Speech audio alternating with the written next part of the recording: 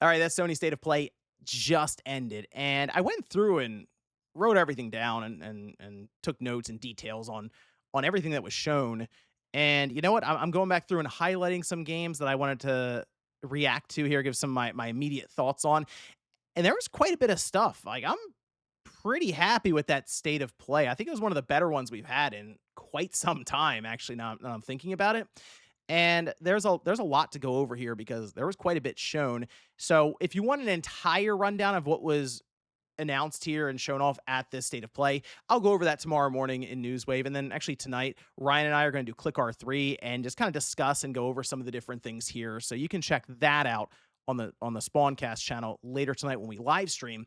But for now, I just want to go over some of the games that really stuck out to me during this State of Play. So if you guys enjoy the video, hit the like button and subscribe if you're new. Also, let me know down below in the comments what you think of the State of Play, whether you liked it or not, and if there's any games that you're looking forward to coming away from it.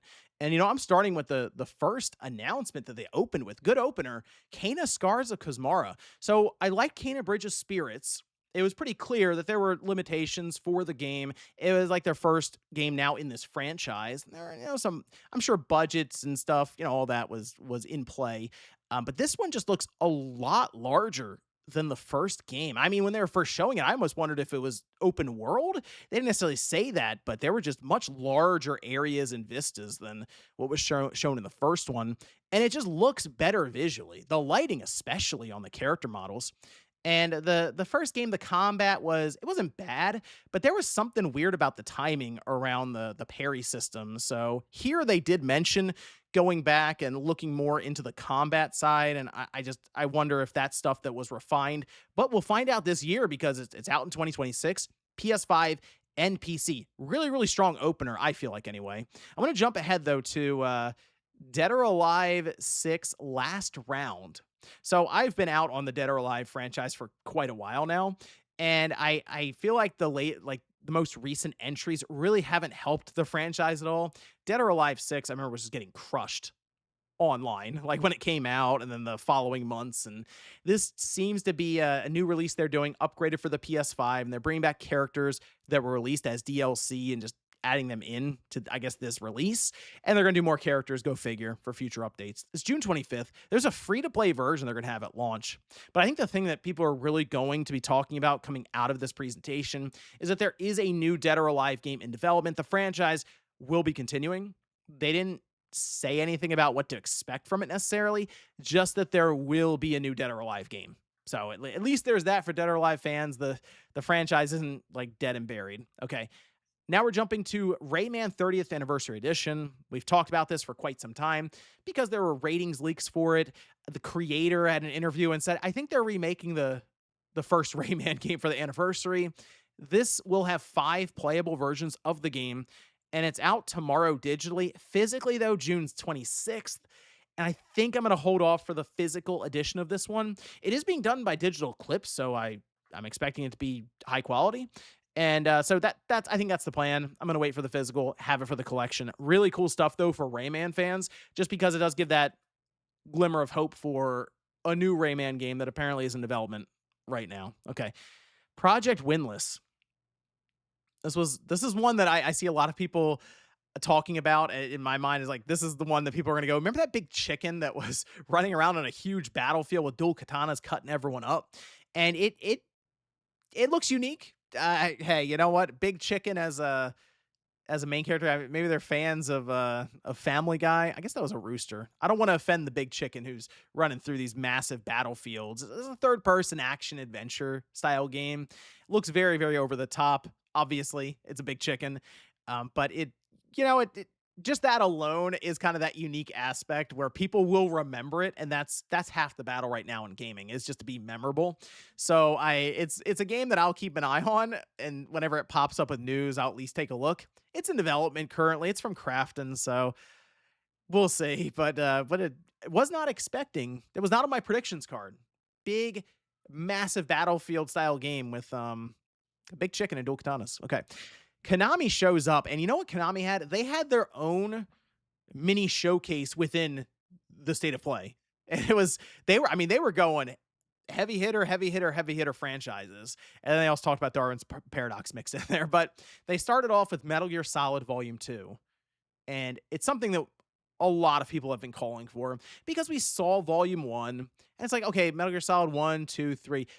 I wonder what would be in Volume 2. So that's one of the reasons people have been calling for it, because Metal Gear Solid 4 is still stuck on the PlayStation 3, at least until August 27th, when Metal Gear Solid Volume 2 releases, and yes, it will have Metal Gear Solid 4 included, along with Peace Walker.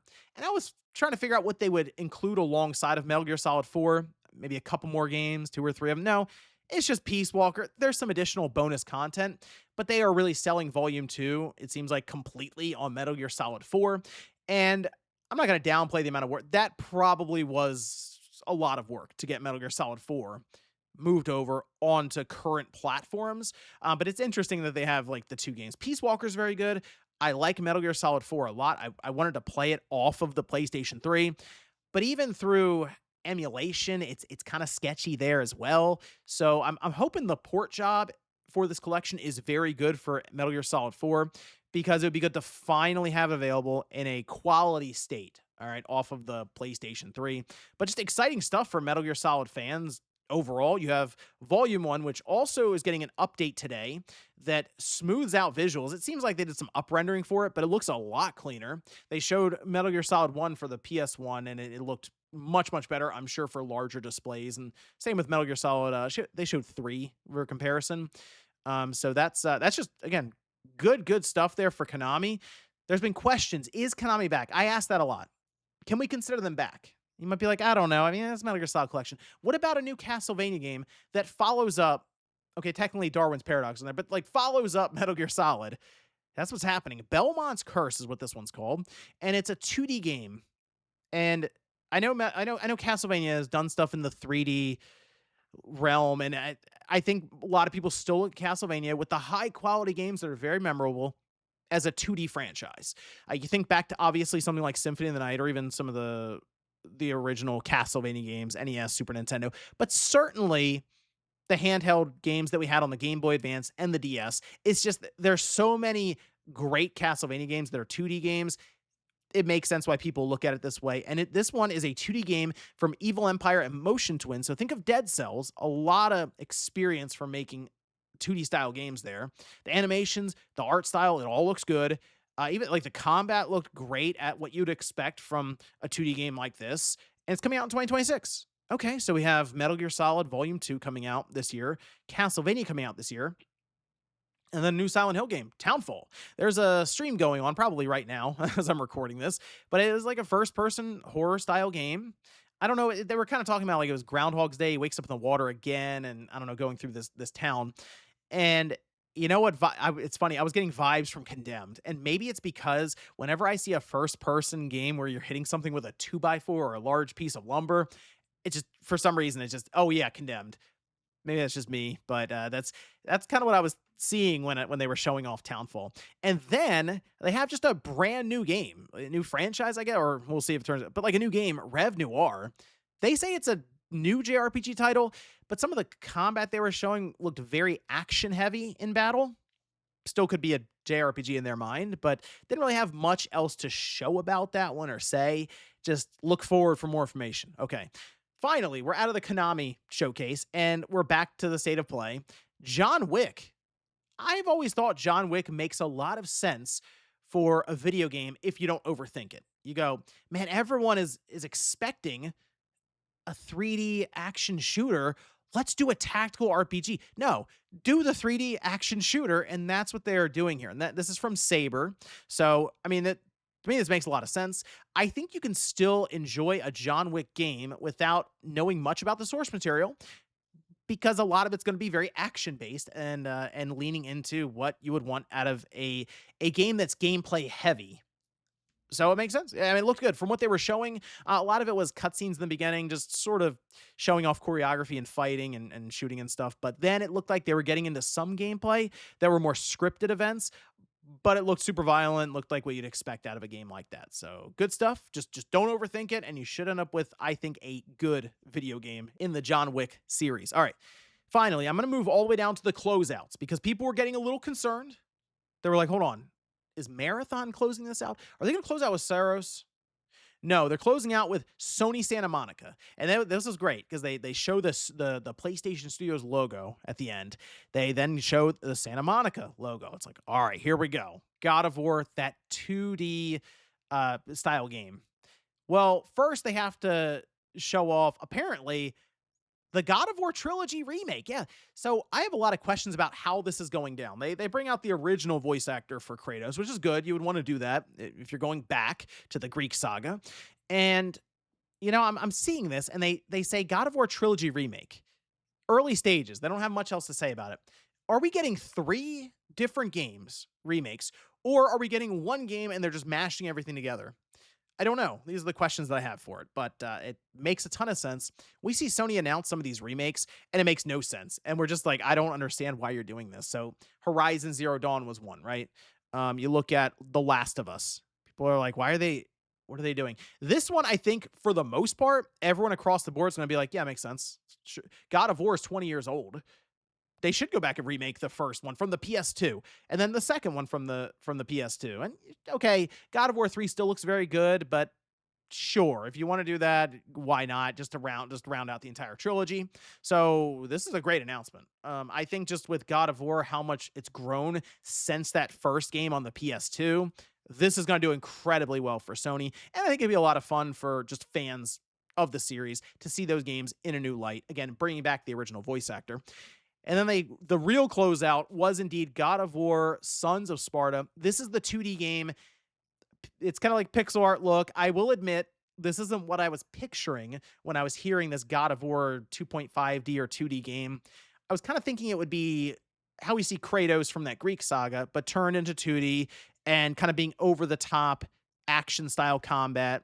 And it's a very young Kratos. It's a kind of Kratos' beginning. And I will say, for people who are really into the God of War lore, this is going to be awesome just to kind of piece together this part of the story. And I mean, I think the animations look good. They're going for that pixel art look, and I think if that's what people are looking for, it also looks good.